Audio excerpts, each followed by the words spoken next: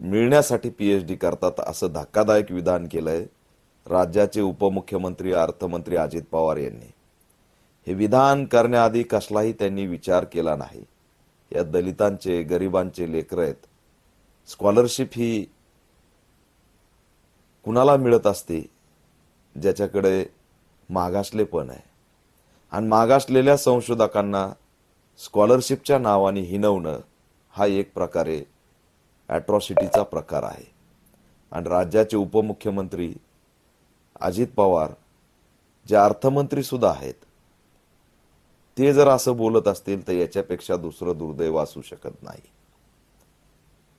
म्हणजे एकीकडे दलितांच्या जमिनी लाटायच्या ते यांचं कुटुंब करणार, खासदार उपमुख्यमंत्री आमदार सगळे कुटुंबातले सदस्य लागणार, सगळ्या मुख्य पदावर यांचेच माणसं लागणार।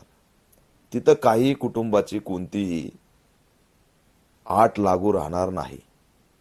सगळ्यांना राजकारण करायचं असतं, सगळ्याला आमदार खासदार मंत्री मुख्यमंत्री सगळं व्हायचं असतं।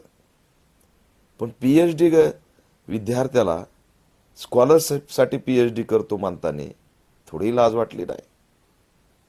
राग कशाचा आहे? कशासाठी विनवताय तुम्ही? आणि तुम्हाला अधिकार काय? तुम्ही 5,000 कोटी रुपये सामाजिक न्याय विभागाचे लाडली बहीण योजनेला वळवलेत, आणि तुम्ही निधीबद्दल बोलायचं? सामाजिक न्याय विभागाचा निधी लुटताना, इतरत्र लाटताना, इतरत्र खात्यात वळवताना काही वाटत नाही। आणि एक तुटपुंजा जागा पीएचडीच्या त्यांची असणारी योजना तुमच्या डोळ्यात खुपते, हे गंभीर आहे। लाडली बहीण योजनेला वळवणारा निधी जर वळवला नसता तर तुम्हाला ही भाषण करायची वेळ पडली नसती। सामाजिक न्यायाचा निधी वळू नका, स्वतंत्र बजेटचा कायदा करा, अनेक पीएचडी धारक होतील, अनेक जण स्कॉलरशिप घेतील, आणि करू द्या ना, संशोधक होऊ द्या, संशोधन करू द्या, ते देशाच्याच फायद्याचं आहे ना।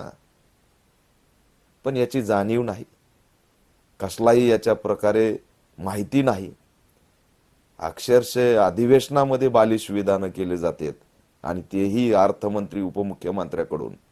हे गंभीर आहे, याचा ऑल इंडिया पॅंथर सेना निषेध करते।